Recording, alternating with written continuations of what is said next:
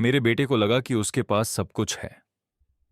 दिल्ली के उपनगर में बड़ा घर, एक आदर्श पत्नी और दिवाली का जश्न मेज पर सज रहा था। लेकिन उस ठंडी छुट्टी की दोपहर मैंने उसके 8 साल के बेटे, मेरे इकलौते पोते को सजा के तौर पर सड़क पर कांपते हुए पाया। जबकि वे अंदर खाना खा रहे थे, मैं उनके पूरे भविष्य को तहस नहस करने वाला था। मैंने उनके पार्टी के दरवाजे को ठोकर मारी और 6 साधारण शब्दों के साथ मैंने उनके सपने को पलटा दिया। जारी रखने से पहले मेरी एक गुजारिश है। कृपया सब्सक्राइब बटन पर क्लिक करें और मुझे कमेंट्स में बताएं कि आप कहां से सुन रहे हैं। मैं देखना चाहता हूं कि न्याय की यह कहानी कितनी दूर जाती है। मेरा नाम एलियाह वंस है और 65 साल की उम्र में मैंने ये सीखा है कि कुछ भावनाएं आपके हड्डियों में बस जाती हैं, इससे पहले कि आपका मन उन्हें समझ पाता। उस दिवाली ये एक ठंडी भावना थी, एक गहरी ठंड जो बाहर के 15 डिग्री के मौसम से संबंधित नहीं थी। ये सब तब शुरू हुआ जब मैंने अपनी पुरानी मारुति सुजुकी की चाबी घुमाई। मैं अपने बेटे मार्कस के घर जा रहा था, उस नए विस्तृत मोहल्ले में जहां हर घर एक जैसा दिखता था, इतने तेजी से बने कि आप सोचने लगते हैं कि क्या उन्होंने नाखूनों के बजाय गोंद का इस्तेमाल किया। यह बिना किसी सूचना का दौरा था। मेरे अंदर की आवाज ने कहा, जाने का। एक ऐसा आदमी जिसने 40 साल निर्माण में बिताए हैं, अपनी आंत की आवाज पर भरोसा करना सीखता है। यह आपको बताता है कि जब कोई नींव टूटी है, और मेरे परिवार की नींव ऐसा लग रहा था जैसे वह धूल में तब्दील होने वाली है। यात्रा लंबी थी, जिसने मुझे बहुत ज्यादा सोचने का समय दिया। पिछले साल में मार्कस के साथ फोन पर बातचीत बदल गई थी। पहले ये आसान होते थे, फैल्कन्स या उस लीक हो रहे नल के बारे में बात करते थे जिसे उसे ठीक करने में मदद चाहिए थी। अब ये बिना कहे बातों से भरी हुई थी। उसका हे पॉप, कैसे हो? अब एक हिचकिचाहट के साथ, डैड, हम सोच रहे थे कि क्या वह वाक्य हमेशा एक संख्या के साथ खत्म होता है। एक संख्या नई संपत्ति कर के लिए, एक संख्या उस लैंडस्केप प्रोजेक्ट के लिए जिसे जेसिका चाहती थी, एक संख्या उस देश क्लब की सदस्यता के लिए जिसे वे बर्दाश्त नहीं कर सकते थे लेकिन महसूस करते थे कि वे इसके हकदार हैं। यह अब सिर्फ एक कॉल नहीं थी, यह एक बिल था। और मेरी बहू जेसिका की आवाज जैसे पॉलिश किया हुआ कांच, चिकनी, चमकदार और ठंडी थी। हर बातचीत में वह घर के बारे में बात करने का एक तरीका निकालती थी।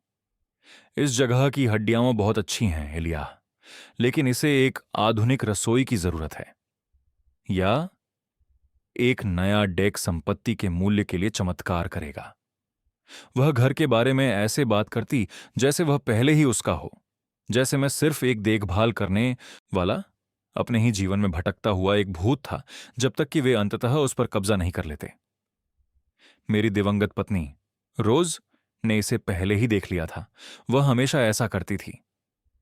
एलिया, वह मुझसे कहती जब उसकी हाथ मेरे हाथ पर गर्म होती थी, वह लड़का मार्कस का दिल अच्छा है, लेकिन उसकी रीढ़ की हड्डी कपास की बनी है। तुम्हें ओक का पेड़ बनना होगा क्योंकि वह किसी भी मजबूत हवा के साथ झुक जाएगा। जेसिका एक तूफान थी। रोज को चिंता थी कि मार्कस यह भूल जाएगा कि वह कहां से आया है, कि वह अपनी परवरिश की ठोस जमीन को दिखावे की बदलती रेत के लिए बदल देगा। जब मैं उनके गली में मुड़ा, जहां समान डाकघरों और पेशेवर रूप से सजाए गए बरामदों की पंक्तियां थीं, मुझे पता था कि उनकी चिंताएं मेरी वास्तविकता बन गई थीं। यह एक छुट्टी का दौरा नहीं था, यह एक जांच थी। घर एक पोस्ट कार्ड की तरह रोशन था। मैं रसोई के खिड़की से निकलते सुनहरे प्रकाश को देख सकता था, लोगों की परछाइयां हंसते हुए, अपने गिलास उठाते हुए, एक खुशहाल परिवार की आवाजें। लेकिन मेरी नजर एक छाया पर पड़ी जो गैरेज के दरवाजे के पास थी, एक आकृति जो इस आदर्श चित्र में नहीं थी। मेरा दिल धड़क गया। मैंने ब्रेक लगाए। पुरानी गाड़ी ने विरोध में कराह मारी। यह लियो था, मेरा पोता। वह जमी हुई कंक्रीट पर बैठा हुआ था, अपने घुटनों को अपने सीने से चिपकाए हुए। उसने केवल एक पतली टी शर्ट और एक जोड़ी शॉर्ट्स पहन रखी थी, 15 डिग्री के मौसम में। मैं गाड़ी से बाहर निकला इससे पहले कि वह पूरी तरह से रुके। मेरा शरीर शुद्ध ठंडी गुस्से पर चल रहा था। हवा ने मेरी जैकेट को काट दिया और मैं केवल यह सोच सकता था कि उसकी बिना कपड़ों की त्वचा पर कैसा महसूस हो रहा होगा। उसकी टांगें ढेर सारे गूज बम्प्स से भरी थीं। उसकी होठों पर एक भयानक नीला रंग था। वह एक निरंतर हिंसक कंपकंपी में कांप रहा था जिसे वह नियंत्रित नहीं कर पा रहा था। मैंने अपनी भारी कैनवास जैकेट उतारी और उसे लपेट लिया, उसे अपनी बाहों में खींच लिया। वह बर्फ के एक टुकड़े जितना ठंडा था। लियो, भगवान के लिए यह क्या हुआ? तुम यहां क्यों हो? मैंने पूछा। मेरी आवाज में चिंता थी। उसने मेरी ओर देखा। उसकी आंखें चौड़ी और आंसुओं से भरी थीं जो उसके गालों पर जम गए थे। मैंने अंगूर के रस गिरा दिए, उसने फुसफुसाया। उसके दांत इतनी तेजी से कांप रहे थे कि वह मुश्किल से शब्द बना पा रहा था। मां की नई गलीचे पर। सफेद वाली, सफेद वाली। मेरे अंदर गुस्सा इतना भयानक था कि ऐसा महसूस होता था जैसे यह स्टील को पिघला सकता है, एक गिरने वाली दाग के लिए। उन्होंने अपने 8 साल के बच्चे को एक कपड़े के टुकड़े के लिए बाहर ठंडा होने के लिए छोड़ दिया था। मैंने उसे मजबूती से पकड़ा, उसकी छोटी सी शरीर की गर्मी को महसूस करते हुए। जिस तरीके से वह मुझसे गर्मी के लिए चिपक रहा था। अंदर से हंसने की आवाज एक मजाक की तरह महसूस हो रही थी, एक क्रूर मजाक। मैंने लियो की कांपती आकृति से गर्म चमकीले घर की ओर देखा और मेरे अंदर एक स्विच पलटा। चुपचाप देखने का समय खत्म हो गया था। कार्रवाई का समय आ गया था। मैंने दरवाजे की बेल की परवाह नहीं की। लियो को अपनी कोट में लपेटे हुए और अपनी बाहों में लिए हुए मैं भारी ओक के दरवाजे की ओर बढ़ा जिसे मैंने खुद खरीदा था, और उसे लात मारी। दरवाजे का धड़ाका सब कुछ चुप करवा दिया। हंसी, संगीत, चम्मचों की खनक। कमरे में हर सिर मेरी ओर मुड़ गया। वहां थे मार्कस और जेसिका, एक लंबे मेज के सिरों पर, जो 20 पाउंड का तुर्की, चमकदार साइड डिश और महंगे शराब की बोतलों से भरा हुआ था। वे अपने नए महत्वपूर्ण दोस्तों के साथ थे। एक पल के लिए सबने बस मुझे घूरा, उनके चेहरे पर सदमे की एक परफेक्ट तस्वीर। जेसिका पहले ठीक हुई। उसने एक कठोर मुस्कान चिपकाई। पापा, उसने कहा। उसकी आवाज में आश्चर्य की एक ऊंची लहर थी। आप आए, आपको कॉल करना चाहिए था, हम आपके लिए जगह बचा लेते। उसने मेज की ओर इशारा किया। मार्कस वहीं खड़ा था। उसके चेहरे पर अपराध और डर का मिश्रण था। मेरी आंखों से न मिलाते हुए मैं कमरे के बीच में चला गया। मेरे गंदे काम के बूट उस निर्दोष सफेद गलीचे पर धब्बा लगा रहे थे जिसके लिए लियो को सजा मिली थी। मैंने अपने पोते को एक कुर्सी पर धीरे से रखा, यह सुनिश्चित करते हुए कि वह अभी भी मेरी कोट में अच्छी तरह लिपटा हुआ है। मैंने अपने बेटे और उसकी पत्नी की ओर मुड़कर देखा। मैंने चुप्पी को लंबा खींचा, उन्हें और उनके मेहमानों को शीतलता के साथ उस कांपते बच्चे और मेरे चेहरे पर क्रोध का दृश्य देखने दिया। अंततः मैंने सीधे मार्कस की ओर देखा, फिर जेसिका की ओर, और मैंने बोला। मैंने चिल्लाया नहीं, मैंने शब्द धीरे धीरे शांतिपूर्वक कहे। पिछले 40 वर्षों का भारीपन उनके पीछे। यह अभी भी मेरा घर है।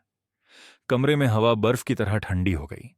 उनके दोस्तों के चेहरे पर नकली मुस्कानें गायब हो गईं, उलझन और असहजता के नजरें भर गईं। जेसिका के गालों का रंग उड़ गया। मार्कस ऐसा लग रहा था जैसे उसे बिजली ने छुआ हो। पार्टी खत्म हो गई। युद्ध अभी शुरू हुआ था। मेरे शब्दों के बाद की चुप्पी किसी भी पत्थर से भारी थी। इसने कमरे की उत्सव की भावना को कुचल दिया, हवा को घना और सांस लेना मुश्किल बना दिया। मेहमान, जो कुछ समय पहले हंस रहे थे और शराब पी रहे थे, अब अपने प्लेटों, अपने हाथों, कहीं भी लेकिन मुझसे या मेरे बेटे से दूर देख रहे थे। आधा कटा तुर्की मेज पर एक स्मारक की तरह बैठा था, एक उत्सव जो अचानक और हिंसक तरीके से खत्म हो गया था।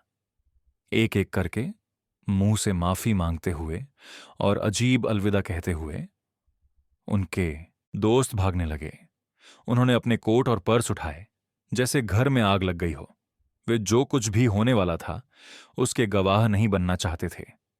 जेसिका ने उन्हें रोकने की कोशिश की। उसकी आवाज में मजबूरी का खुशमिजाजता था। ओह, मत जाओ, पाइया भी आ रही है। लेकिन किसी ने नहीं सुना। वे बस बाहर निकलना चाहते थे। जल्द ही हम चारों बस उनके परफेक्ट दिवाली के मलबे में रह गए। कमरे में शक्ति बदल गई थी और यह अब मेरे हाथों में एक ठंडी भारी चीज थी। मैंने मार्कस और जेसिका को पूरी तरह से अनदेखा कर दिया। मेरी पूरी दुनिया उस छोटे कांपते लड़के के चारों ओर सिमट गई। मैं घुटने के बल बैठा और उसके बर्फीले हाथों को अपने में लिया। चलो, तुम्हें गर्म करते हैं बेटा, मैंने कहा।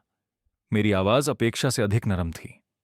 मैंने उसे खाने की मेज के पार ले जाया, उसके माता पिता के पास, जो शर्म के जैसे मूर्तियों की तरह खड़े थे, और चमकदार बड़े रसोई में। यह एक ऐसा रसोई था जिसे आप पत्रिकाओं में देखते हैं, सभी स्टेनलेस स्टील और सफेद संगमरमर से बना। एक कमरा जो दिखावे के लिए बनाया गया था, आराम के लिए नहीं। मैंने लियो को एक स्टूल पर बैठाया और नल को चलाया जब तक पानी गर्म नहीं हो गया। फिर धीरे से उसके हाथों को धार के नीचे रखा। पहले तो उसने गर्मी के अनुभव में थोड़ी झिझक दिखाई। ये उसकी ठंडी त्वचा के लिए एक झटका था। मैंने सबसे नरम बर्तन का तौलिया लिया और सावधानी से उसके हाथ और चेहरा पोंछा। इस दौरान मैं उनके नजरों को अपनी पीठ पर महसूस कर रहा था। मुझे पलटकर यह जानने की जरूरत नहीं थी कि वे वहां थे, दरवाजे पर खड़े, खोए हुए। मैंने उनके $1 मिलियन के फ्रिज को खोला, जो महंगे चीजों और फैंसी मसालों से भरा हुआ था, और एक चिकन ब्रोथ का डिब्बा पाया। इसे एक बर्तन में डालकर चूल्हे पर रखा। गैस की लौ की शांत हिस ही घर में सुनाई दे रही थी। जेसिका इसे सहन नहीं कर सकी। चुप्पी एक आरोप थी जिसे उसे लड़ना था। वह रसोई में चली आई। उसके ऊंची एड़ी के जूते आयातित टाइल पर गुस्से में क्लिक कर रहे थे। पापा, आप बहुत नाटकी हो रहे हैं। उसने अपनी आवाज को तर्क संगत बनाने की कोशिश की, लेकिन यह पतली और तेज थी। यह एक सजा है। बच्चों को अनुशासन की आवश्यकता होती है। हम उसे जिम्मेदार बनाना सिखा रहे थे। मैंने उसकी ओर नहीं देखा। मैंने बस ब्रोथ को चलाते हुए चम्मच को बर्तन के किनारे पर धीरे धीरे टकराने दिया। क्या आपको यह पता है कि वह गलीचा कितना महंगा था? उसने जारी रखा। उसकी आवाज ऊंची होती गई। यह हाथ से बुना गया था। मैंने इसे मोरक्को से मंगवाया था। उसे यह सीखना चाहिए कि क्रियाओं के परिणाम होते हैं। मैंने अंततः चम्मच चलाना बंद किया और उसकी ओर देखा। मैंने एक शब्द नहीं कहा। मैंने बस उसकी आंखों में देखा। मैंने अपनी आंखों से उसे सब कुछ बता दिया कि मैंने उसे देखा, सच में उसे देखा, उस सतही भौतिकवादी प्राणी के रूप में जो वह थी, कि उसके लिए एक गलीचा उसके अपने बच्चे की भलाई से अधिक महत्वपूर्ण था। मार्कस उसके पीछे कमरे में आया, अपने घर में एक भूत की तरह। पापा, चलो, उसने कमजोर आवाज में कहा। वह सही है। ये उसे एक सबक सिखाने के लिए हम उसे अंदर आने देने वाले थे, उसने कहा तो मेरी आंखें उसकी ओर नहीं गईं। वह फर्श, अलमारियों, कहीं और देख रहा था। मेरी पत्नी के शब्द मेरे मन में गूंज रहे थे, जैसे कोई रुई की रीढ़ हो। रोज सही थी। मेरा बेटा एक खोखला आदमी था, एक कठपुतली जिसकी डोर उसकी पत्नी की अहंकार से चल रही थी। वे एक बेटे की परवरिश नहीं कर रहे थे, वे एक छवि को संवार रहे थे। लियो बस एक एक्सेसरी था जो खराब व्यवहार कर गया। उनके परफेक्ट जीवन पर एक दाग। उन्होंने उसे सजा नहीं दी थी ताकि वह सबक सीखे। वे उसे इसलिए सजा दे रहे थे क्योंकि उसने उन्हें असुविधा में डाला था। मैंने उनसे मुंह मोड़ा और गर्म सूप एक कप में डाल दिया। मैंने एक भारी ऊनी कंबल अलमारी में से निकाला और उसे लियो के कंधों पर लपेट दिया। मैं लिविंग रूम के सोफे पर उसके साथ बैठा, ठंडी रसोई से दूर, और उसे कप पकड़ने में मदद की। उसके छोटे हाथ अभी भी इतना नहीं थाम सकते थे। उसने एक घूंट लिया और उसकी आंखों में थोड़ी सी रोशनी लौट आई। मार्कस और जेसिका अपने शोरूम की रसोई में अकेले खड़े रह गए। उनके बहाने हवा में बेकार लटके हुए थे। उन्होंने अपनी क्रूरता को समझाने की कोशिश की, और ऐसा करते हुए उन्होंने अपनी खुद की खालीपन की गहराई को उजागर कर दिया। तब मुझे यह निश्चितता मिली जो मेरे हड्डियों में सिहरन पैदा कर गई कि यह पहला बार नहीं था, यह कोई गलती नहीं थी। यह एक पैटर्न था और इसे तोड़ना मेरी जिम्मेदारी थी। उस रात मैंने उन्हें बताया कि मैं रुक रहा हूं। यह एक अनुरोध नहीं था। मैंने नीचे के मेहमान कक्ष को लिया, एक ठंडा, निर्जीव स्थान जो एक होटल के कमरे की तरह महसूस हो रहा था। चादरें ताज़ा थीं और रासायनिक गंध आ रही थी, और दीवारों पर कला सामान्य और निरर्थक थी। यह मेहमानों के लिए एक कमरा था, परिवार के लिए नहीं। नींद आना असंभव था। हर बार जब मैंने अपनी आंखें बंद की, मैंने लियो का चेहरा देखा। उसके होंठ नीले, उसका शरीर कांपता हुआ। 1 घंटे तक छत को देखते रहने के बाद मैं उठकर चुपचाप उसके कमरे की ओर बढ़ा।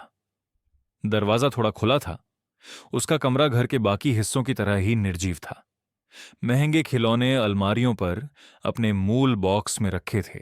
उसके माता पिता की खर्चीली आदतों के ट्रॉफी, न कि एक बच्चे की कल्पना के खजाने।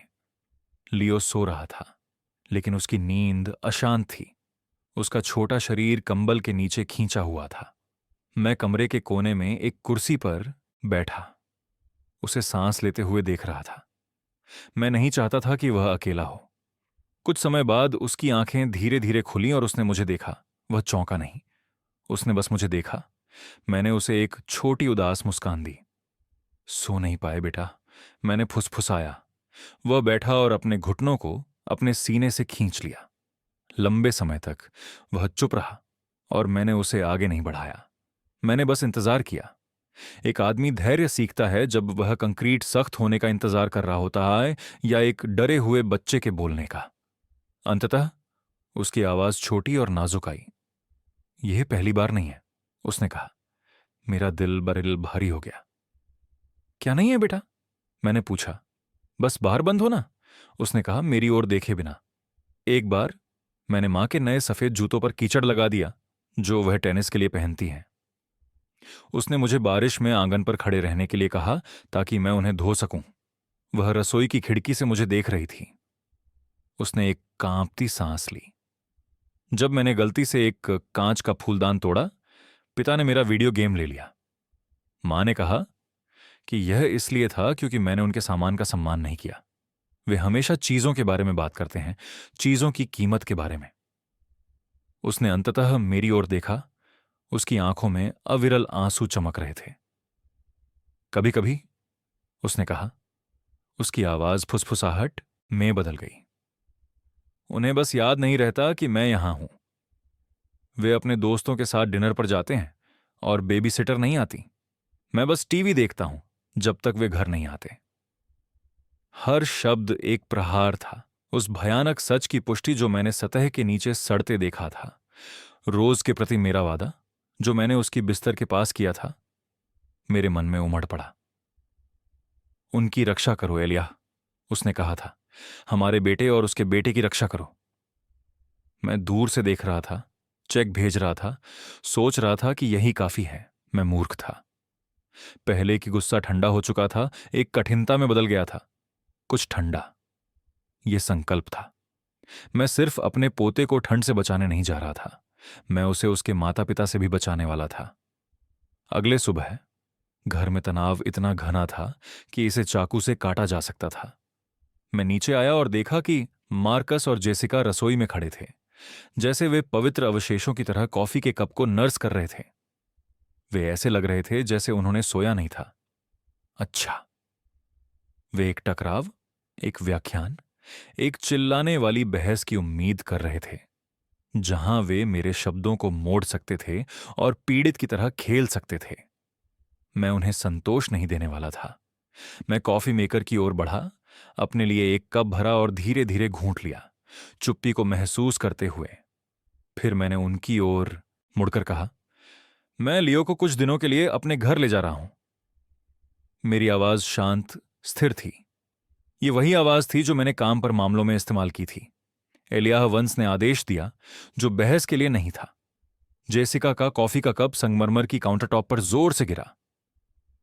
तुम ऐसा नहीं कर सकते, उसने तीखी आवाज में कहा, जिसमें अविश्वास और गुस्सा था। वह हमारा बेटा है, यह हमारा घर है। तुम यहां आकर हमारे परिवार के लिए निर्णय नहीं ले सकते। तुम दखल दे रहे हो एली।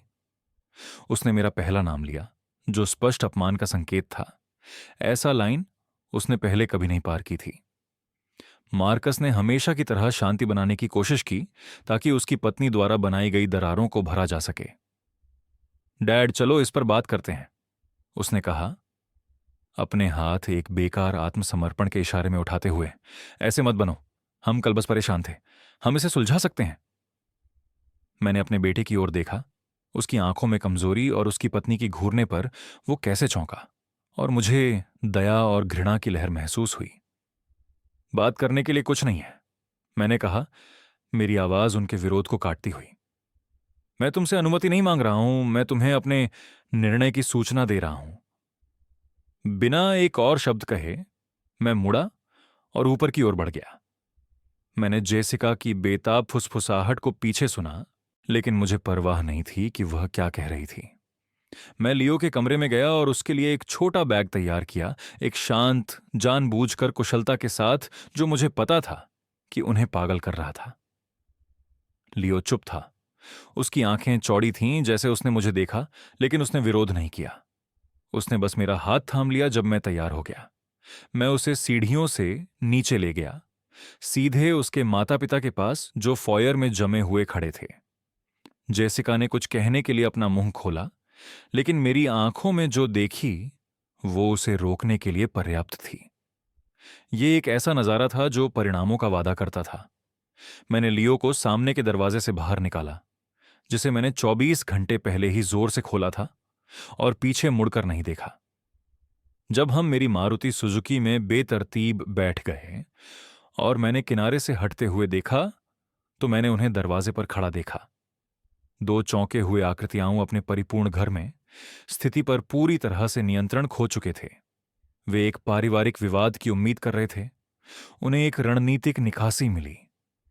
एक बार जब हम हाईवे पर थे और निर्जन उपनगरीय परिदृश्य पीछे के दर्पण में सिकुड़ रहा था, मैंने अपना फोन उठाया। लियो बगल में चुप था, बस दुनिया को होते हुए देख रहा था। मैंने एक नंबर डायल किया जो मुझे कंठस्थ था। एक आवाज ने उत्तर दिया, पेशेवर और तेज, ईमानी पैरी के कानून कार्यालय। मैंने गहरी सांस ली। ईमानी, मैंने कहा, मेरी आवाज स्थिर थी। यह एलियाह वंश है, हमें बात करने की जरूरत है। यह रोज फाइल खोलने का समय है। अगली सुबह घर एक ऐसे गहरे सन्नाटे में डूबा हुआ था कि ऐसा लग रहा था जैसे पानी के नीचे हों। हवा भारी थी, अनकही आरोपों और नाराजगी से भरी हुई।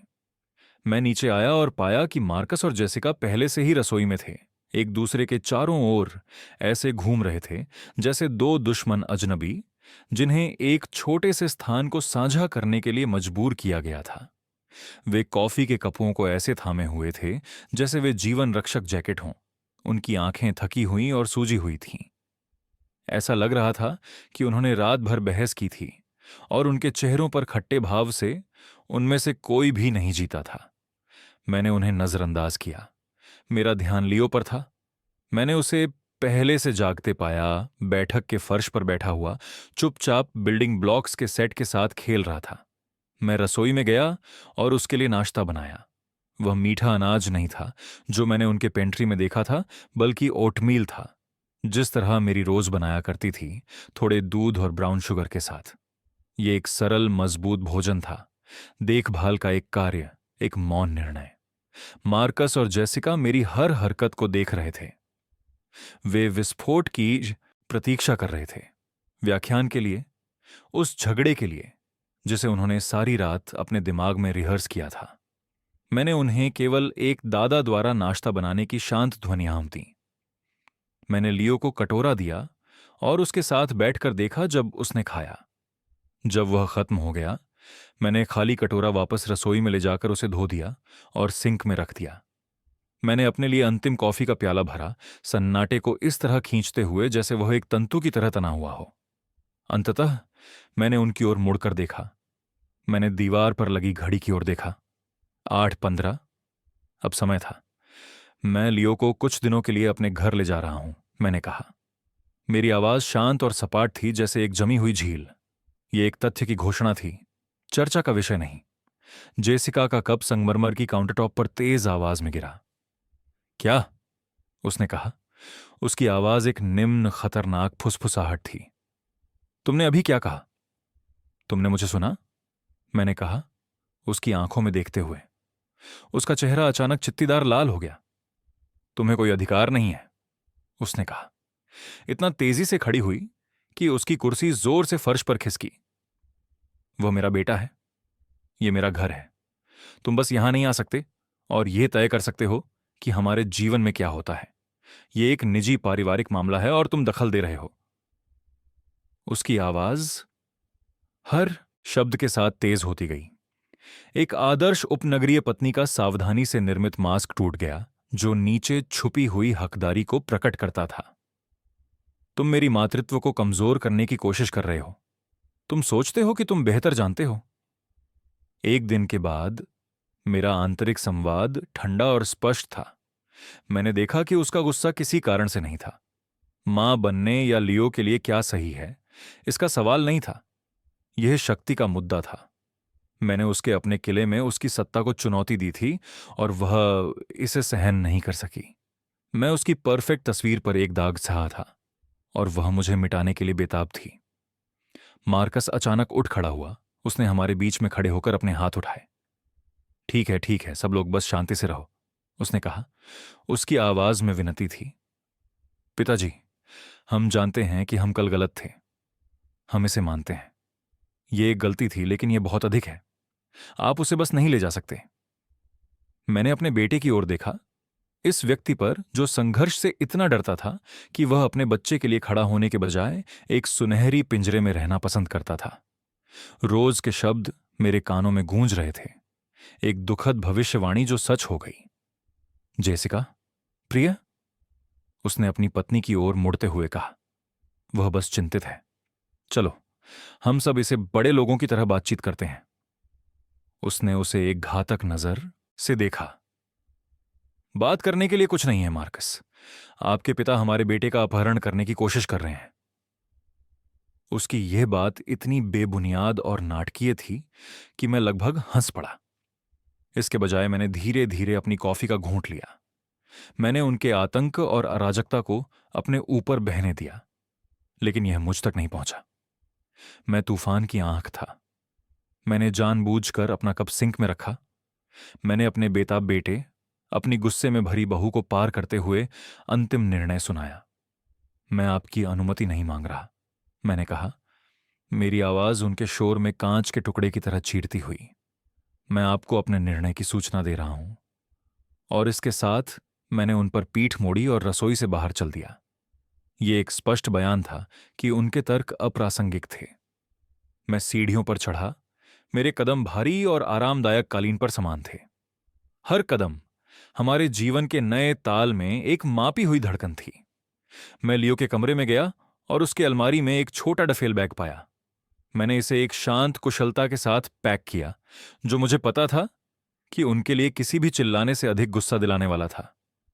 कुछ जीन्स, कुछ स्वेटर, उसका टूथब्रश, वह किताब जो मैंने उसके रात के टेबल पर देखी थी। साधारण चीजें, जरूरी चीजें। लियो दरवाजे पर खड़ा मुझे देख रहा था। उसने एक शब्द नहीं कहा। जब मैं खत्म हुआ, मैंने बैग को झिप किया और अपना हाथ बढ़ाया। उसने तुरंत उसे पकड़ लिया। यह विश्वास का सरल कार्य ही मेरे लिए सभी पुष्टि थी। हम साथ में सीढ़ियों से नीचे उतरे। वे फॉयर में इंतजार कर रहे थे, दो कोने में फंसे जानवर। उनके चेहरों पर क्रोध और असहायता का मिश्रण था। जेसिका के हाथ उसकी तरफ मुड़े हुए थे। मार्कस बस हार गया सा दिख रहा था। मैंने अलविदा नहीं कहा। मैं बस दरवाजे की ओर बढ़ा, अपने पोते का हाथ थामे हुए। मैंने उसे ठंडी सुबह की हवा में बाहर निकाला, अपने पुराने ट्रक की सुरक्षा में। जब मैंने गाड़ी मोड़ी तो मैंने उन्हें रियर व्यू मिरर में देखा। दो छोटे आकार एक बड़े खाली घर के दरवाजे पर खड़े थे। वे एक चिल्लाने वाले मुकाबले की अपेक्षा कर रहे थे, जिसे वे नियंत्रित कर सकें। उन्हें एक शांत समाधान मिला। वे रोकने में असमर्थ थे।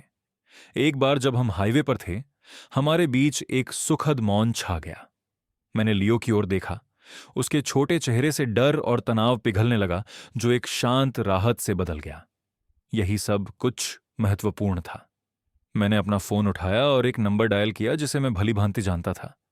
वह 2 बार बजा। ईमानी पेरी के लॉ ऑफिस, एक स्पष्ट पेशेवर आवाज ने जवाब दिया। मैंने गहरी सांस ली। मेरी उंगलियां स्टीयरिंग व्हील पर सफेद हो गईं। ईमानी, मैंने कहा, मेरी आवाज लोहे की तरह सख्त और स्थिर। मैं एलियाह वंस हूं, कुछ हुआ है? नहीं, सभी इस समय शारीरिक रूप से सुरक्षित हैं, लेकिन मुझे आज आपसे मिलना है, यदि आप कर सकें। समय आ गया है, रोज फाइल खोलने का समय आ गया है। इमानी पेरी का लॉ ऑफिस एक कांच और स्टील की इमारत की शीर्ष मंजिल पर था, जो शहर के केंद्र में था। यह एक और दुनिया थी, आत्मविश्वास और महंगे चमड़े की दुनिया। हवा में पुराने किताबों और ताजी कॉफी की खुशबू थी। जब हम अंदर गए, रिसेप्शनिस्ट ने गर्मजोशी से मुस्कुराया। श्रीवंश, आपको देखकर अच्छा लगा। और यह सुंदर युवा लड़का कौन है? उसने लियो की ओर देखते हुए पूछा। मैंने उसका परिचय कराया और उसने अपनी मेज के पीछे से एक रंग भरने की किताब और रंगीन पेंसिल निकाली, जैसे कि वह उसकी प्रतीक्षा कर रही थी। यह एक छोटा इशारा था, लेकिन इसका महत्व बहुत था। यह मुझे बताता था कि यह एक देखभाल करने वाली जगह थी, केवल अनुबंधों की नहीं। एक पल बाद इमानी अपने ऑफिस से बाहर आईं। वह एक ऐसी महिला थीं जो बिना अपनी आवाज उठाए सम्मान हासिल करती थीं। वह लंबी थीं, एक तेज गहरे सूट में। उनके बाल सजिल्द थे, लेकिन उनकी आंखें गर्म और बुद्धिमान थीं। उन्होंने मेरे हाथ को मजबूती से थामा। एली, बहुत समय हो गया, उसने कहा। उसकी आवाज एक चिकनी, शांत अल्टो थी। फिर उसने लियो की ऊंचाई तक झुककर कहा, और तुम लियो हो? तुमसे मिलकर खुशी हुई। तुम्हारी दादी की आंखें हैं। उसने यह इतनी साधारणता से कहा कि यह एक वाक्य नहीं, बल्कि सच की तरह महसूस हुआ। उसने हमें अपने ऑफिस में ले जाया। यह एक कोने का कमरा था जिसमें शहर का पैनोरामिक दृश्य था, लेकिन मेरा ध्यान महोगनी की किताबों की अलमारी पर गया, जो मोटे किताबों से भरी हुई थी, चमड़े की बंधी हुई कानूनी किताबें। यह एक ऐसा कमरा था जो इतिहास की गूंज और उन लड़ाइयों की कहानी कहता था जो सावधानीपूर्वक योजना और अडिग संकल्प से जीती गई थीं। जब मैंने सुनिश्चित किया कि लियो एक आरामदायक कुर्सी में खुश है, अम्मानी अपने बड़े साफ सुथरे डेस्क के पीछे बैठ गई। उसने मुझ पर गंभीरता से देखा। तुमने फोन पर बैठने में बहुत समय लगाया, अब रोज फाइल खोलने का समय है, उसने कहा। मैंने आशा की थी कि यह दिन कभी ना आए। उसने अपनी कुर्सी घुमाई और एक मोटा गहरे लाल रंग का बाइंडर एक बंद अलमारी से निकाला। इसकी पीठ पर एक साधारण लेबल था, वंस। उसने इसे हमारे बीच डेस्क पर रखा, एक हल्की फड़फड़ाहट के साथ। यही था, यही वह किला था जो रोज ने बनाया था, यही वह हथियार था जो उसने पीछे छोड़ा था। आगे बढ़ने से पहले अम्मानी ने कहा, उसकी आवाज अपने पेशेवर स्वर में बदल गई। मैं तुम्हारी याददाश्त को ताजा करना चाहती हूं कि रोज ने हमें जो ढांचा बनाने पर मजबूर किया था, यह कोई साधारण वसीयत नहीं है, एलिया। तुम जानते हो कि तुम और रोज ने अपने संपत्तियों को मार्कस को नहीं छोड़ा। तुमने वंश परिवार का ट्रस्ट बनाया। वह ट्रस्ट एक कानूनी इकाई है। यह सब कुछ रखता है। वह घर जिसमें मार्कस रहता है, निवेश, पोर्टफोलियो, बचत। तुम उसके मालिक नहीं हो। तुम एकमात्र जीवित ट्रस्टी हो। तुम प्रबंधक हो, संपत्ति के संरक्षक। उसने ठहराव लिया, उन शब्दों का वजन कमरे में बसने दिया। मार्कस लाभार्थी है। वह है जो तुम्हारे गुजरने के बाद ट्रस्ट की संपत्तियों का वारिस बनेगा। लेकिन यहां सबसे महत्वपूर्ण हिस्सा है, उसका विरासत सुनिश्चित नहीं है। यह शर्तों पर निर्भर है। उसने बाइंडर खोला। उसकी लंबी उंगलियां कई पृष्ठों के बीच से गुजरी, जब तक कि वह उस पृष्ठ पर नहीं पहुंची जिसे वह ढूंढ रही थी। उसने पढ़ने के चश्मे लगाए और मुझ पर रिम के ऊपर से देखा। मुझे याद है कि उस रात रोज ने मुझे इसे जोड़ने के लिए कहा था।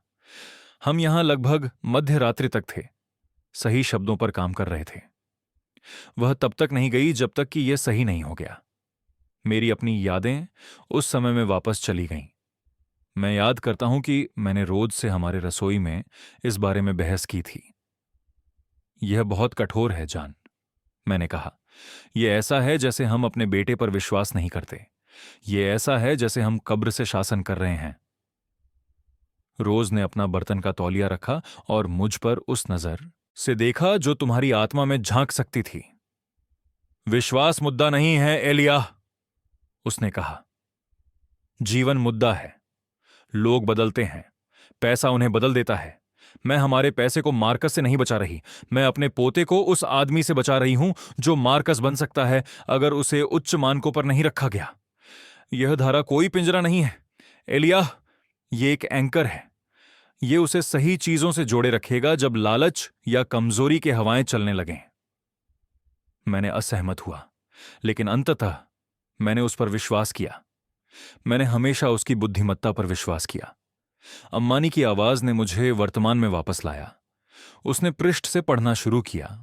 उसकी आवाज स्पष्ट और स्थिर थी। धारा 4, उपधारा बी, पारिवारिक विरासत धारा। इस ट्रस्ट की संपत्तियां केवल उस शर्त पर नामित लाभार्थी मार्कस वंश को पारित होंगी कि वह एक निरंतर और अडिग प्रतिबद्धता दिखाएगा। वंश परिवार के मूल मूल्यों अर्थात उनके व्यक्तिगत और पेशेवर जीवन में ईमानदारी, दूसरों के प्रति सहानुभूति और सबसे महत्वपूर्ण अपने बच्चों की जिम्मेदार और प्रेमपूर्ण देखभाल सुनिश्चित करते हुए कि अगली पीढ़ी की शारीरिक, भावनात्मक और नैतिक भलाई सुनिश्चित हो। उसने अपने चश्मे को उतारा और मुझ पर देखा। वह एक अग्नि दीवार बना रही थी। एलिया, उसने तुम्हारे बेटे की कमजोरी को पहचान लिया था और उसे इस बारे में चिंता थी कि वह किस तरह की औरत से शादी करेगा। उसे चिंता थी कि उसकी विरासत केवल वित्तीय रूप से ही नहीं बल्कि नैतिक रूप से भी बर्बाद हो जाएगी। यह धारा तुम्हें ट्रस्टी के रूप में विवेक की अंतिम शक्ति देती है। अगर तुम तय करते हो कि मार्कस ने इन मूल्यों को बनाए रखने में विफलता दिखाई है, तो तुम्हारे पास ट्रस्ट की संपत्तियों के वितरण को बदलने का अधिकार है ताकि उसके मूल उद्देश्य अगली पीढ़ी की भलाई की रक्षा हो सके। मैं अंततः समझ गया। हे भगवान, मैंने अंततः अपनी पत्नी की दूरदर्शिता की गहराई को समझा। यह नियंत्रण के बारे में नहीं था, यह सुरक्षा के बारे में था। ये एक माँ और दादी के प्यार का सबसे तीव्र, सबसे शक्तिशाली कार्य था जिसे मैंने कभी देखा था। उसने केवल अपनी मृत्यु की योजना नहीं बनाई थी, उसने हमारे परिवार के जीवन की योजना बनाई थी। वह सही थी। मैंने शब्दों को फुसफुसाया, भावनाओं से भरे हुए। वह सही थी सब कुछ के बारे में। अम्मानी धीरे धीरे सिर हिलाते हुए बोली, वह एक अद्वितीय महिला थी और उसने तुम्हें इसे ठीक करने के लिए उपकरण दिए, लेकिन हमें स्मार्ट होना होगा। एलिया, ट्रस्टी के रूप में तुम्हारी शक्ति प्रभावशाली है, लेकिन जेसिका और मार्कस इसका विरोध करेंगे। वे वकील नियुक्त करेंगे जो दावा करेंगे कि तुम दुर्भावना या भावनात्मक तनाव से कार्य कर रहे हो। हम ऐसा नहीं होने दे सकते। इस धारा को लागू करने का तुम्हारा निर्णय भावनात्मक नहीं होना चाहिए। इसे एक दस्तावेजित, कानूनी रूप से साउंड मामले पर आधारित होना चाहिए जो निर्विवाद तथ्यों की नींव पर निर्मित हो। हमें यह साबित करना होगा कि ट्रस्ट की शर्तों का स्पष्ट और स्थायी उल्लंघन हुआ है। उसने एक कानूनी पैड और एक पेन मेरे सामने खिसकाया। तो मुझे सब कुछ बताओ, उसने कहा। उसकी आवाज अब सहानुभूति और दृढ़ता का एक आदर्श मिश्रण थी। शुरुआत से शुरू करो और एक भी विवरण मत छोड़ो। मैंने समय बिताया। अगले 2 दिन मैं शांत उद्देश्य के साथ गुजरे। मेरा छोटा सा घर, जिसे मैंने रोज के साथ 40 साल साझा किया था, एक आश्रय की तरह महसूस हो रहा था। यह मार्कस के बेजान महल के बिल्कुल विपरीत था। यहां लकड़ी के फर्श में इतिहास की खामोशियां थीं। हवा में पुरानी किताबों और नींबू के तेल की खुशबू थी और दीवार पर हर तस्वीर एक कहानी कहती थी। युवा मार्कस की तस्वीरें जो झूले पर हंसते हुए थे और लियो की बचपन की यादें। यह घर प्यार से बना था, न कि सिर्फ लकड़ी और प्लास्टर से। लियो ने भी इसे महसूस किया। उसकी आंखों में जो तना हुआ हॉन्टेड नजर था, वो धीरे धीरे मिटने लगा। हमने अपने समय का उपयोग मेरे वर्कशॉप में किया, जहां हमने एक छोटे बुकशेल्फ के लिए पाइन की लकड़ी को संवारने का काम किया। अपने हाथों से कुछ बनाने का यह सरल, ईमानदार काम उसके एक हिस्से को ठीक करने जैसा प्रतीत होता था। मेरा फोन लगातार बज कर रहा था। मार्कस के 1 दर्जन मिस्ड कॉल थे और जेसिका के गुस्से में भरे बेतुके टेक्स्ट संदेश थे। मैंने सभी को नजरअंदाज कर दिया। उन्हें अपनी चिंता में घुलने दो, मैंने सोचा। उन्हें सोचने दो। जैसा अम्मानी ने सलाह दी थी, चुप्पी एक औजार है। यह उन्हें निराश कर देगी और निराश लोग गलतियां करते हैं।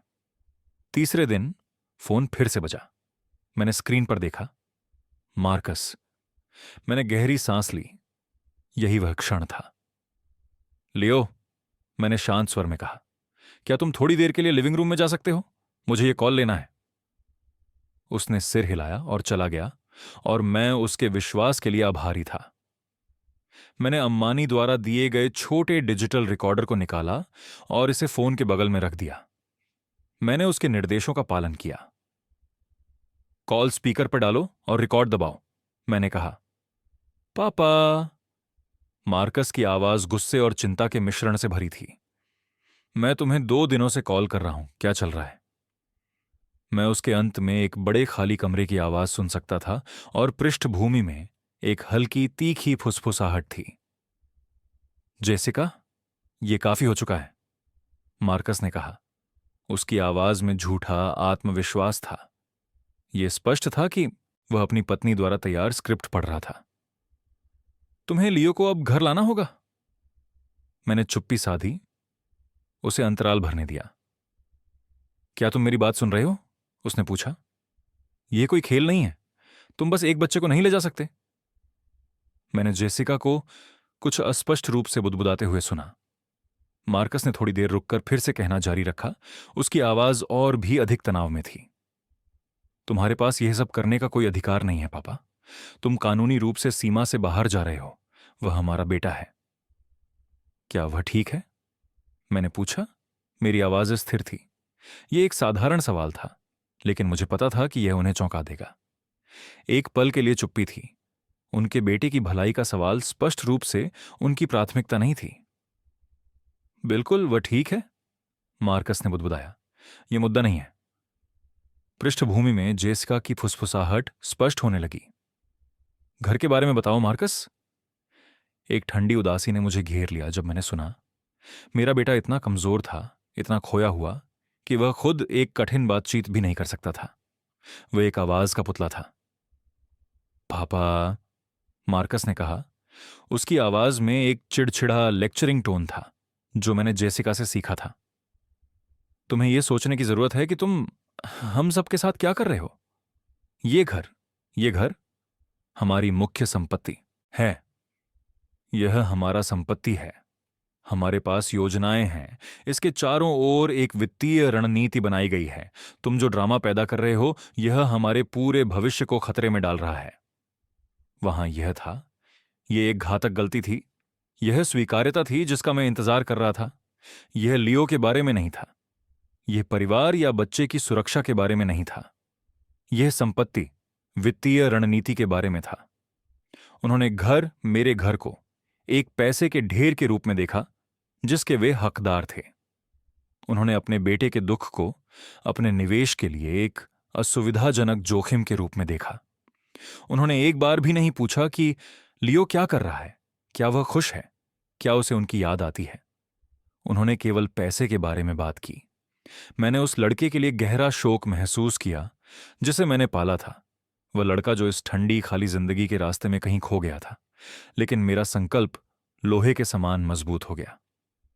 तो क्या यही तुम्हारी चिंता है मार्कस? मैंने पूछा। मेरी आवाज में कोई भावना नहीं थी। घर की कीमत। वह परेशान था। नहीं, तुम मेरे शब्दों को घुमा रहे हो। जेसिका की फुसफुसाहट पृष्ठभूमि में एक गुस्से भरी आवाज में बदल गई, लेकिन मैं शब्द नहीं समझ सका। यह स्थिरता के बारे में है, मार्कस ने चिल्लाते हुए कहा, अंततः कुछ भावना पाते हुए, भले ही वह सिर्फ अपनी पत्नी के रिसाइकल किए गए गुस्से का रूप था। यह स्थिर घर के बारे में है जो हम प्रदान करने की कोशिश कर रहे हैं, और तुम इसे बाधित कर रहे हो। मैंने काफी सुन लिया। मेरे पास सब कुछ रिकॉर्ड है। मैं समझता हूं, मैंने धीरे से कहा। तुम्हारी स्थिति स्पष्ट करने के लिए धन्यवाद मार्कस। मुझे अब जाना है। मैं संपर्क में रहूंगा। रुको पापा, तुम मुझसे फोन मत काटो। मैंने कॉल समाप्त करने का बटन दबाया, उसे काट दिया। जो चुप्पी मेरे किचन में फैली वह राहत थी। मैंने छोटे डिजिटल रिकॉर्डर की ओर देखा।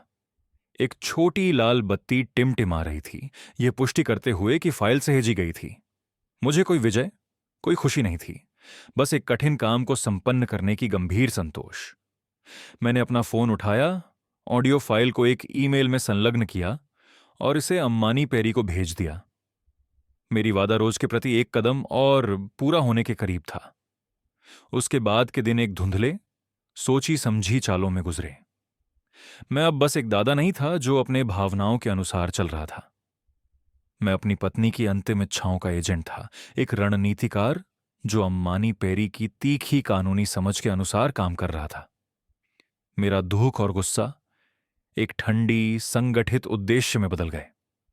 हर कदम एक पहेली का टुकड़ा था, और जब ये सभी मिलेंगे तो यह उपेक्षा और लालच का ऐसा चित्र बनाएगा जिसे कोई नकार नहीं सकता था। मेरी पहली चाल डॉक्टर के पास जाने की थी। मैंने लियो को बताया कि हम एक सामान्य चेकअप के लिए जा रहे हैं, जो उसकी दादी रोज हमेशा सर्दियों की शुरुआत में करने पर जोर देती थीं, ताकि हम ठंड के मौसम के लिए तैयार रह सकें। उसने बिना किसी सवाल के इसे स्वीकार कर लिया। मैंने उसे डॉ मेहता के पास ले जाया, एक दयालु सफेद बालों वाले व्यक्ति जो 30 वर्षों से मेरे परिवार का डॉक्टर रहा है। उसने युवा अवस्था में मेरी चोटों का इलाज किया था, और जब रोज का पहला निदान हुआ था तब उसने मेरा हाथ थाम रखा था। मैं उस पर भरोसा करता था। जांच कक्ष की शांति में मैंने देखा कि डॉ मेहता अपने काम में लगे हुए हैं। उनकी सौम्य प्रकृति लियो को आराम दे रही थी, लेकिन मुझे उसकी चेहरे की हल्की सी बदलाव दिखी, जैसे वह पेशेवर चिंता में था जो हर नए अवलोकन के साथ गहराती जा रही थी। जब उसने लियो की जांच पूरी कर ली तो उसने उसे एक लॉलीपॉप देकर प्रतीक्षा कक्ष में भेज दिया और मुझसे रुकने के लिए कहा। उसने दरवाजा बंद किया और अपनी चश्मे के ऊपर से मुझे देखा। एलिया, उसने धीमी आवाज में कहा, वह एक अच्छा बच्चा है, लेकिन मुझे चिंता है। वह अपनी उम्र और कद के लिए कम वजन में है, और उसके रिफ्लेक्स थोड़े सुस्त हैं, जो खराब पोषण का संकेत हो सकता है, लेकिन यह इससे अधिक है। उसने एक रक्त परीक्षण के परिणाम दिखाए जो उसने किया था। उसके कोर्टिसोल स्तर उसकी उम्र के लड़के के लिए असामान्य रूप से उच्च हैं। उसने बताया, कोर्टिसोल शरीर का मुख्य तनाव हार्मोन है। ऐसे स्तर आमतौर पर उन बच्चों में पाए जाते हैं जो महत्वपूर्ण तनाव या मानसिक पीड़ा का अनुभव कर रहे होते हैं। क्या घर पर कुछ चल रहा है? मैंने उसे कहानी का एक साफ सुथरा संस्करण बताया, और उसके चेहरे पर कठोरता आ गई। उसने अपने निष्कर्षों को एक कागज पर लिखा, एक बच्चे की तनाव में जीने की विस्तृत चिकित्सा रिपोर्ट। उसने उस पर मुहर लगाई, हस्ताक्षर किए और मुझे थमा दी। आप जो भी कर रहे हैं एलिया, उसने मेरी आंखों में देखते हुए कहा, आप सही कर रहे हैं। मैं एक कागज के टुकड़े के साथ निकला जो पत्थर की पट्टिका की तरह भारी महसूस हो रहा था। यह पहला प्रमाण था। मेरी अगली चाल मार्कस के मोहल्ले की थी। मैंने अकेले गाड़ी पार्क की और पास के घर की ओर चल दिया। एक वृद्ध महिला, श्रीमती गेबल, अपने सर्दियों के गुलाबों की देखभाल कर रही थीं। मैंने उनसे कुछ बार मोहल्ले की बर्तनों की पार्टियों में मुलाकात की थी जब सब कुछ बेहतर था। मैंने उनके फूलों के बारे में पूछा और कुछ मिनटों तक हम बस पुराने पड़ोसियों की तरह बातें करते रहे। फिर मैंने धीरे धीरे बातचीत को आगे बढ़ाया। मैंने लियो को कुछ दिनों के लिए अपने पास रखा है, मैंने कहा, कोशिश करते हुए कि सामान्य सा लगूं। बस मार्कस और जेसिका को थोड़ी राहत देने के लिए। उस लड़के में बहुत ऊर्जा है। श्रीमती गेबल ने मर चुके गुलाब की कलियों को काटना बंद किया और मुझ पर ध्यान दिया। उनकी आंखों में एक उदास, जानने वाली नजर थी। वह एक प्यारा बच्चा है, उसने धीरे से कहा। बहुत ही शांत बच्चा। मैं उसे हमेशा अकेले आंगन में देखती हूं। उसने थोड़ी देर रुकने के बाद एक निर्णय लिया। आप जानते हैं, मैंने कुछ हफ्ते पहले किसी को फोन करने की सोची थी, उसने कहा। उसकी आवाज धीमी हो गई। अंधेरा हो रहा था और बहुत ठंड थी, और वह बस पीछे की सीढ़ियों पर स्वेटशर्ट में बैठा था। घंटों तक मैंने अपनी रसोई के खिड़की से देखा, यह इंतजार करते हुए कि वे उसे अंदर बुलाएंगे, लेकिन उन्होंने कभी नहीं किया। मुझे बहुत बुरा लगा, लेकिन आप जानते हैं, आप दूसरों के मामलों में नहीं पड़ना चाहते। उसके शब्द पहेली का एक और टुकड़ा थे, एक तीसरे पक्ष का विवरण जो उसी उदास चित्रण को दर्शाता था। मैंने उसके समय के लिए धन्यवाद दिया और अपनी गाड़ी की ओर वापस चला गया। उसकी गवाही मेरे पेट में एक ठंडी कठोर गांठ छोड़ गई। अंतिम चाल अम्मानी की थी। कुछ दिन बाद उसने मुझसे फोन किया। मेरे पास सब कुछ है एलिया, उसने कहा, और मैं उसकी आवाज में गंभीर संतोष सुन सकता था। मेरे पास बैंक और क्रेडिट कार्ड के विवरण हैं। उसने ट्रस्ट के वकील की हैसियत से पिछले 2 वर्षों के लिए उनके वित्तीय रिकॉर्ड को सब पौना किया था। उसने जो फोन पर बताया वह अव्यवस्थित, स्वार्थी खर्चों की एक लहर थी। वे आपके पैसे पर जी रहे हैं एलिया, पूरी तरह से, उसने कहा। मार्कस की सैलरी, बंधक और शायद बिजली के बिल को ही कवर करती है। बाकी सब आपका है। 25 साल जेड, $2 के लिए एक ऐसे क्लब की सदस्यता जो वे शायद ही कभी उपयोग करते हैं। जेसिका के लिए 17,000 9,000 उनकी एक लेक्सस। ऊंचे दाम की डिपार्टमेंट स्टोर्स में हर महीने खरीदारी, 5 या 6 9,000 रुपये एक बार में। पिछले साल अकेले कैरिबियन की 2 छुट्टियां, पहली श्रेणी में। वे एक छवि बनाए रखने के लिए आपके पैसे को बहा रहे थे। मैं अपनी रसोई की मेज पर बैठा, फोन अपने कान के खिलाफ दबाए, और अपने बेटे के विश्वासघात की कहानी को डॉलर और सेंट में सुनता रहा। यह एक स्वार्थ और लालच की कहानी थी, एक ऐसी जीवन शैली खरीदने की निराशाजनक कोशिश जो उन्होंने अर्जित नहीं की थी। रात के अंत में मैंने उसी मेज पर बैठकर सब कुछ अपने सामने रखा। एक गंभीर और निराशाजनक मेडिकल रिपोर्ट डॉ एवांस से आई थी। मेरी खुद की लिखी हुई नोट्स थीं जो मैंने मिसेस गेबल से बातचीत के दौरान बनाई थी, और उनके एक्स्ट्रावेगेंट खर्चों की एक सूची थी। अम्मानी ने मुझे एक लंबा, बदसूरत रसीद भेजा था जो उनके माता पिता होने में असफलता और इंसानियत की कमी को दर्शाता था। चुप्पी के सारे कदम पूरे हो चुके थे। उनके झूठ की नींव अब उजागर हो चुकी थी, और मेरे पास सब कुछ ध्वस्त करने का सबूत था। मुझे कोई खुशी नहीं हुई, केवल उस वादे का भारी और गंभीर भार महसूस हुआ जो अब पूरा होने वाला था। 1 सप्ताह तक मैंने चुप्पी को काम करने दिया। मैंने उन्हें फोन नहीं किया और उन्होंने भी मुझे नहीं बुलाया। मैंने कल्पना की कि वे उस चुप्पी के दूसरी ओर क्या सोच रहे होंगे। उनका शुरुआती गुस्सा भ्रम में बदल रहा था, और फिर धीरे धीरे एक चुप्पी भरी चिंता में। उनके वित्तीय संसाधन कट चुके थे, और उनका भविष्य, जिसे उन्होंने एक सीधी पक्की सड़क मान लिया था, अब अनिश्चितता के कोहरे में गायब हो चुका था। मैंने अपने आप को पूरी तरह से लियो के लिए समर्पित कर दिया। हमने एक दिनचर्या स्थापित की। हम जल्दी उठते, नाश्ता करते, और मैं उसे स्कूल के काम में मदद करता जो उसके शिक्षक ने भेजा था। दोपहर में हम मेरी दुकान में काम करते या पार्क जाते। मैं उसे एक साधारण, शांत स्थिरता का जीवन दिखा रहा था। एक ऐसा जीवन जहां उसकी मौजूदगी खुशी का कारण थी, न कि एक बोझ। मैं उसके लिए ईमानदारी और बिना शर्त प्यार की एक नई नींव बना रहा था। अम्मानी का फोन अगले सोमवार की सुबह आया। उसने कहा, पत्र भेज दिया गया है, आज सुबह हस्ताक्षर और प्राप्त किया गया। पत्र स्वयं एक निरपेक्ष कॉर्पोरेट भाषा का उत्कृष्ट नमूना था। इसमें न तो कोई धमकी थी और न ही आरोप। यह केवल मार्कस और जेसिका वंस को एक अनिवार्य पारिवारिक बैठक में आमंत्रित करता था, जिसमें वंस परिवार ट्रस्ट के भविष्य की प्रशासनिक और दीर्घकालिक योजना पर चर्चा की जाएगी। यह उनके संपत्ति और संपत्तियों की भाषा में एक आदर्श प्रलोभन और आधिकारिक आमंत्रण था। मैंने अम्मानी से पूछा कि क्या उन्होंने उत्तर दिया। जब उसने कहा, "ओह हां," उन्होंने 1 घंटे के भीतर जवाब दिया। जेसिका ने स्वयं मुझे फोन किया। मैं इसे पूरी तरह से चित्रित कर सकता था। जेसिका ने एक प्रतिष्ठित कानूनी फर्म का आधिकारिक पत्र देख लिया, और उसका डर तुरंत आत्मसंतोष में बदल गया। उसने इसे एक सफेद झंडा समझा, मेरी हार का एक संकेत। वह उत्साहित थी। अम्मानी ने अपने शब्दों को सावधानी से चुनते हुए कहा कि वह और मार्कस इस हालिया गलत फहमी को पीछे छोड़कर अगले कदम को औपचारिक रूप से लागू करने के लिए खुश थे। उसने पूछा कि क्या उसे अपने वित्तीय सलाहकार को लाना चाहिए ताकि संपत्ति हस्तांतरण के संभावित कर प्रभावों पर चर्चा की जा सके। मुझे अपनी आंखें बंद करनी पड़ीं। इसकी अभूतपूर्व घमंड लगभग सांस रोकने वाला था। उन्होंने एक भी बात नहीं सीखी थी। उन्हें अपने बेटे के लिए कोई अफसोस नहीं था। उन्होंने इस बैठक को अपनी ताजपोशी के रूप में देखा, जैसे पुराना राजा अंततः त्यागपत्र दे रहा हो और राज्य की चाबियां सौंप रहा हो। उनके मन में वे जीत चुके थे। उन्हें विश्वास था कि उनका हंगामा काम कर गया है, कि मेरी एक सप्ताह की चुप्पी मेरे जख्मों को चाटने का समय था, इससे पहले कि मैं उनके सामने सब कुछ देने के लिए वार्ता की मेज पर आऊं।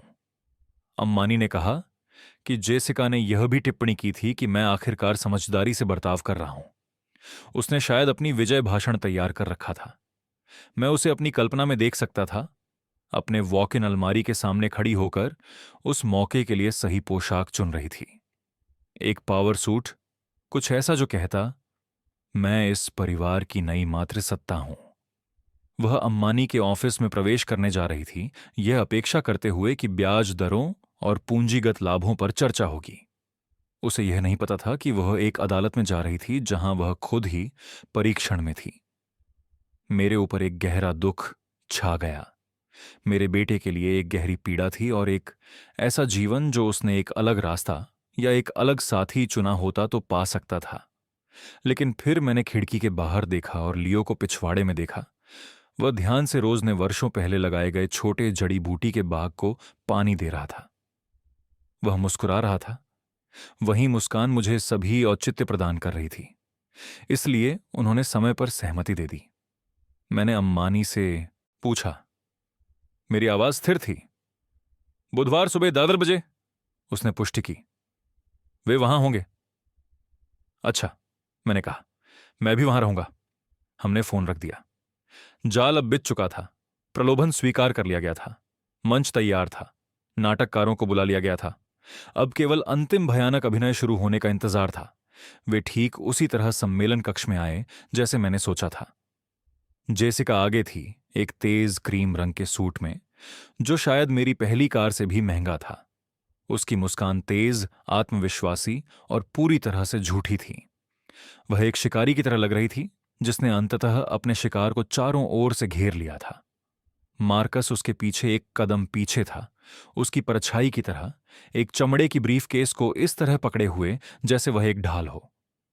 उन्होंने मुझे और अम्मानी को लंबे पॉलिश किए हुए महोगनी टेबल के एक सिरे पर बैठे देखा और उनकी मुस्कान और चौड़ी हो गई। उन्हें लगा कि यह उनकी विजय पार्टी है। उन्हें यह नहीं पता था कि वे अपनी खुद की फांसी की ओर बढ़ रहे हैं। कक्ष ठंडी थी, हवा स्थिर थी। एकमात्र ध्वनि शहर की हल्की गूंज थी जो 10 मंजिल नीचे थी। हमारे सामने 2 कुर्सियां रखी गई थीं और टेबल के पार की दूरी एक मील चौड़ी घाटी की तरह महसूस हो रही थी। सुप्रभात, अम्मानी ने कहा। उसकी आवाज ठंडी और औपचारिक, कोई गर्मजोशी नहीं थी। कृपया बैठें। एक कुर्सी। धन्यवाद, आने के लिए। जेसिका बैठ गई, अपने महंगे हैंडबैग को टेबल पर एक अधिकारपूर्ण तरीके से रखा। जाहिर है, उसने कहा। उसकी आवाज में एक अपमानजनक मिठास थी। हम यहां आकर खुश हैं। हम योजना को अंतिम रूप देने और आगे बढ़ने के लिए बहुत उत्सुक हैं। वह पहले ही अपने दिमाग में पैसे खर्च कर रही थी। अम्मानी ने मुस्कुराया नहीं। उसने अपने सामने रखी लाल रंग की फाइल खोली। यह बैठक, उसने शब्दों को सटीक और जानबूझकर बोलते हुए शुरू किया, वेंस फैमिली ट्रस्ट के कार्यान्वयन और वर्तमान स्थिति की समीक्षा करने के लिए बुलाई गई है, विशेष रूप से दस्तावेज में वर्णित शर्तों के संबंध में। जेसिका की मुस्कान एक क्षण के लिए फीकी पड़ी। कानूनी शब्दावली वह दोस्ताना बातचीत नहीं थी जिसकी उसने उम्मीद की थी।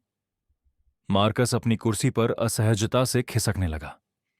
जैसा कि आप जानते हैं, अम्मानी ने जारी रखा, मार्कस ट्रस्ट का एकमात्र लाभार्थी है। हालांकि यह स्थिति शर्तों पर निर्भर है। उसने एक पृष्ठ पलटा और उनके लिए एक प्रति टेबल पर खिसका दी।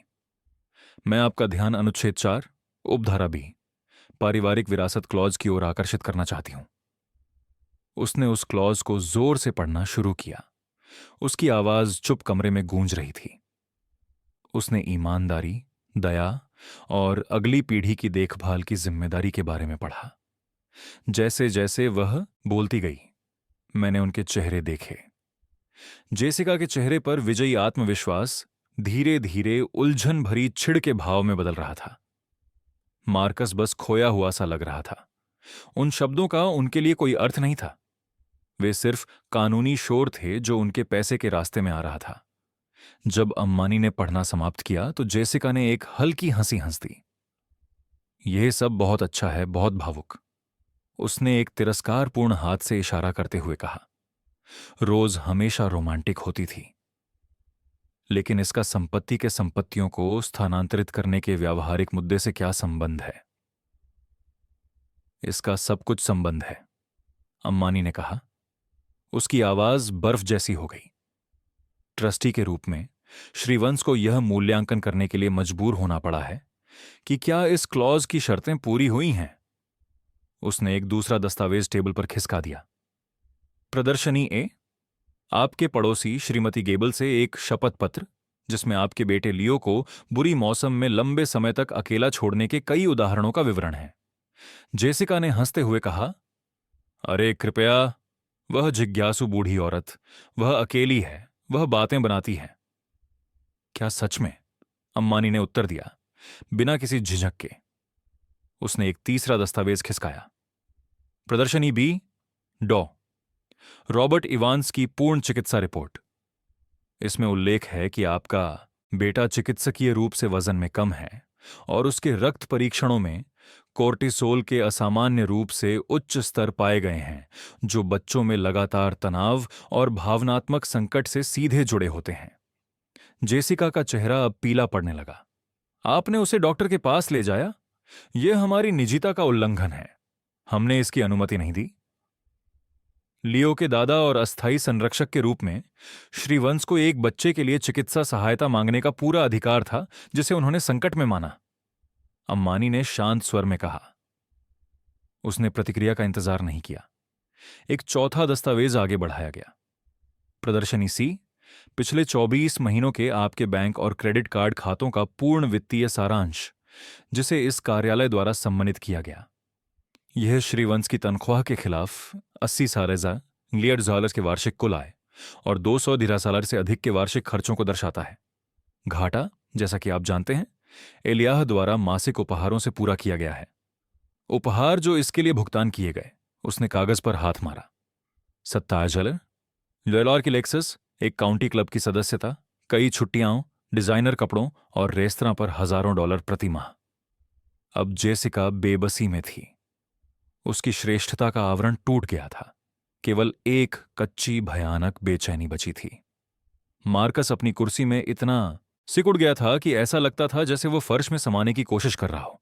और अंततः अम्मानी ने कहा, उसकी आवाज नीची और खतरनाक, प्रदर्शनी डी। उसने आगे बढ़कर टेबल पर एक छोटे डिजिटल प्लेयर पर एक बटन दबाया और फिर उनके अपने स्वर कमरे में गूंजने लगे। मार्कस की आवाज कमजोर और हिचकिचाती हुई। जेसिका की एक तीखी क्रोधित फुसफुसाहट पृष्ठभूमि में, और फिर मार्कस के घातक शब्द स्पष्ट जैसे घंटी की आवाज चुप सम्मेलन कक्ष में। यह घर हमारी मुख्य संपत्ति है, यह हमारी पूंजी है। आप इस सारे नाटक के साथ हमारे पूरे भविष्य को खतरे में डाल रहे हैं। उसकी अपनी लालच, उसकी अपनी दयनीय प्राथमिकताओं की आवाज दीवारों पर गूंजने लगी। मैंने देखा कि जेसिका के चेहरे से आखिरी रंग भी उड़ गया। वह ऐसी लग रही थी जैसे उसे शारीरिक रूप से मारा गया हो। उसका मुंह खुला और बंद हुआ, लेकिन कोई आवाज नहीं निकली। मार्कस ने अपने हाथों में सिर छिपा लिया। उसका पूरा शरीर कांप रहा था। वे यहां विजेताओं की तरह आए थे। अब वे केवल 2 छोटे दयनीय लोग थे जो सच्चाई की कठोर निर्दयी रोशनी में नंगे और उजागर हो गए थे। अम्मानी ने स्टॉप बटन दबाया। जो सन्नाटा छाया वह पूरी तरह से था। यह एक कब्र का सन्नाटा था। वे सबूत के वजन के नीचे, अपनी ही भद्दी आत्माओं की सच्चाई के नीचे दब गए थे। रिकॉर्डिंग के बाद का सन्नाटा सबसे तेज आवाज थी जिसे मैंने कभी सुना था। यह अंत का सन्नाटा था। मेरे बेटे के घमंड का अंत, उसकी पत्नी के लालच का अंत, झूठों के आधार पर बनाई गई उनके जीवन का अंत। वे बस वहां बैठे थे, अपने महंगे कपड़ों में 2 टूटे हुए प्रतिमाएं। उनमें से सारी लड़ाई निकल गई थी। केवल उनके अधिकार के खोखले खोल पीछे रह गए थे। अम्मानी ने सन्नाटे को कुछ समय तक हवा में लटकने दिया, उनके कार्यों का पूरा वजन समझने का अवसर देते हुए। उन पर बस गई। फिर उसने अपनी आवाज में निर्णय का अंतिम साधन कहा। आज यहां प्रस्तुत किए गए सबूतों के आधार पर, उसने सीधे मार्कस की ओर देखते हुए कहा, यह ट्रस्ट की ट्रस्टी श्री एलियाह वंश का निष्कर्ष है कि आप परिवार की विरासत धारा का गंभीर और अपरिवर्तनीय उल्लंघन कर रहे हैं। उसने थोड़ी देर रुका, उसके शब्दों की कानूनी गंभीरता को समझने दिया। इसीलिए उसने जारी रखा। उसकी आवाज में अपील की कोई गुंजाइश नहीं थी। मैं आपको आधिकारिक रूप से सूचित कर रहा हूं कि वंश परिवार के ट्रस्ट में आपके लाभार्थी के रूप में आपका दर्जा अनिश्चित काल के लिए निलंबित किया जाता है। जेसिका ने एक छोटी सी आवाज निकाली, लेकिन उसके पास शब्दों का गठन करने की शक्ति नहीं थी। मार्कस ने तो एकदम भी प्रतिक्रिया नहीं दी। वह पहले ही चले गए थे। इसके अतिरिक्त अमानी ने ट्रस्ट के निर्देशों के अनुसार अंतिम विनाशकारी वार किया। इस ट्रस्ट में मौजूद सभी संपत्तियों, जिसमें 123 मेपल स्ट्रीट का संपत्ति शामिल है, को तुरंत बेचा जाएगा और एक नए सुरक्षित ट्रस्ट में स्थानांतरित किया जाएगा। उसने एक आखिरी बार रुका, उनकी खाली नजरों को पकड़ते हुए। इस नए ट्रस्ट का एकमात्र लाभार्थी लियो वंश होगा। श्री एलियाह वंश ट्रस्टी के रूप में कार्य करेंगे और लियो की शिक्षा और कल्याण के लिए धन का प्रबंधन करेंगे जब तक वह 25 वर्ष का नहीं हो जाता। उनके खाली चुराए गए चेहरों से यह स्पष्ट था कि वे पूरी तरह से समझ नहीं पा रहे थे। वे समझ गए थे कि उन्होंने हार मान ली है, लेकिन वे उस न्याय की सुंदरता को नहीं समझ पा रहे थे। उस लंबे दर्दनाक बैठक में पहली बार मैंने बोला। मैंने अपने बेटे की ओर देखा, गुस्से में नहीं, बल्कि कर्तव्य की एक गंभीर भावना के साथ। मैं इसे आपके लिए स्पष्ट कर देता हूं, मैंने कहा। मेरी आवाज पत्थर की तरह मजबूत और ठंडी थी। आपको 30 दिनों के भीतर संपत्ति खाली करनी होगी। घर बेचा जाएगा। इससे प्राप्त धन लियो के भविष्य को सहेजने के लिए होगा। मैंने थोड़ी आगे झुककर यह सुनिश्चित किया कि वे मेरी अगली बात की अंतिमता को समझें। आपको एक भी पैसा नहीं मिलेगा। बस इतना ही। अंतिम सदमा। आशा की जो अंतिम डोर वे थामे हुए थे, वह टूट गई। यह कोई बातचीत नहीं थी, यह एक बेदखली थी। यह प्रतिशोध का कार्य नहीं था, यह पुनर्स्थापना का कार्य था। यह परिणाम का कानून था। एक पाठ जो उन्होंने अपने बेटे को सिखाने की कोशिश की थी, अब उन पर अपने शुद्धतम रूप में आया। यह वह वादा था जो मैंने अपनी पत्नी से किया था, पूरा हुआ। उस दिन के बाद से 6 महीने बीत चुके हैं जब हम सम्मेलन कक्ष से बाहर निकले थे। हमारे बाहर निकलने के बाद की चुप्पी एक नए शांत जीवन की शुरुआत थी। मेपल स्ट्रीट पर वह बड़ा ठंडा घर अब चला गया है। एक नए परिवार को बेचा गया है, जो मुझे उम्मीद है कि उसे पिछले की तुलना में अधिक गर्मी से भर देगा। धन, हर एक पैसा अब लियो वंश ट्रस्ट की नींव है, एक सुरक्षा का गढ़ जो मेरे पोते के भविष्य को मेरे जाने के बाद भी संरक्षित करेगा। मैंने सुना है कि मार्कस और जेसिका किसी पश्चिमी राज्य में चले गए हैं। मुझे नहीं पता वे क्या कर रहे हैं, और मैं पाता हूं कि मैं इस बारे में ज्यादा नहीं सोचता। मेरा गुस्सा कम हो गया है, बस एक शांत, स्थायी दुख छोड़ते हुए कि यह क्या हो सकता था। मैं उनके लिए उम्मीद करता हूं कि वे अपना रास्ता खोज लें। मेरा रास्ता इस छोटे से धूप वाले अपार्टमेंट में है जो एक पार्क की ओर देखता है। यह बड़ा स्थान नहीं है, लेकिन यह खुशहाल है। हवा में मेरे पकवानों की खुशबू और लियो की हंसी की आवाज है, जो मैं हर दिन और अधिक सुनता हूं। उसकी आंखों में जो डर और चिंता थी, वह अब एक सुरक्षित बच्चे की चकाचौंध भरी जिज्ञासा की चमक से बदल गई है। वह स्वस्थ है, वह तरक्की कर रहा है, वह अंततः बस एक बच्चा होने के लिए स्वतंत्र है। अभी वह रसोई की मेज पर बैठा है, अपने पेंसिल के सिर को चबाते हुए गणित की समस्या पर सोच रहा है। वह ऊपर मेरी ओर देखता है, उसके चेहरे पर एक छोटे से निराशा का भाव है। मैं उसके पास जाकर उसके बगल में बैठता हूं, पन्ने पर एक संख्या की ओर इशारा करते हुए। तुम इसे अपने दिमाग में ही करने की कोशिश कर रहे हो, मैं उसे धीरे से बताता हूं। एक समय में एक कदम लिखने की कोशिश करो। यही तो किसी चीज को बनाने का तरीका है चैंपियन, एक ठोस टुकड़ा एक बार में। वह सिर हिलाता है, लिखना शुरू करता है, और एक पल बाद उसका चेहरा चमक उठता है। मुझे मिल गया, वह कहता है, उसकी मुस्कान इतनी चमकदार है कि पूरे शहर को रोशन कर सकती है। उसे मिल गया, और उस क्षण में मुझे पता है कि हम ठीक होने वाले हैं। मेरी पत्नी रोज हमेशा कहा करती थी कि घर बनाना आसान है, लेकिन घर बनाने में एक जीवन लग जाता है। लंबे समय तक मैंने सोचा कि मैं असफल हो गया। मैंने अपने बेटे को वह पाठ सिखाने में असफल रहा, और हमारा परिवार उसकी कमजोरी और उसकी पत्नी की लालच के बोझ तले टूट गया। लेकिन अब, अपने पोते को देखते हुए, मुझे एहसास होता है कि मैंने असफल नहीं हुआ। मुझे बस एक दूसरा मौका मिला है। यह हमारे परिवार का अंत नहीं था। यह एक सच्ची विरासत की शुरुआत थी। एक विरासत जो संपत्ति के मूल्य या बैंक खातों में नहीं मापी जाती, बल्कि ऐसे शांत क्षणों में, प्रेम में, गरिमा में, और दादा से पोते तक के एक सरल अटूट वादे में। और यह वादा मैं अपने बाकी दिनों तक निभाऊंगा। यह कहानी एक शक्तिशाली स्मरण है कि एक सच्ची पारिवारिक विरासत डॉलर में नहीं, बल्कि गरिमा में मापी जाती है। यह हमें सिखाती है कि एक बच्चे को उपेक्षा से बचाने की जिम्मेदारी उन लोगों के साथ एक झूठी शांति बनाए रखने के किसी भी दायित्व से अधिक महत्वपूर्ण है जो हानि पहुंचाते हैं। सच्ची ताकत इसी में है। शोर शराबे में विरोध करने की बजाय यह चुपचाप ठोस कार्रवाई में होता है, जो प्रेम और दूरदर्शिता पर आधारित होती है। यह दर्शाता है कि कभी कभी प्रेम का सबसे गहरा कार्य उस घर को तोड़ना होता है जो लालच पर आधारित है, ताकि एक सच्चा घर बनाया जा सके जो सुरक्षा, ईमानदारी और अगली पीढ़ी की भलाई को पहले रखने का अडिग वादा करे। क्या कभी आपको किसी प्रियजन की सुरक्षा के लिए कठिन निर्णय लेना पड़ा है?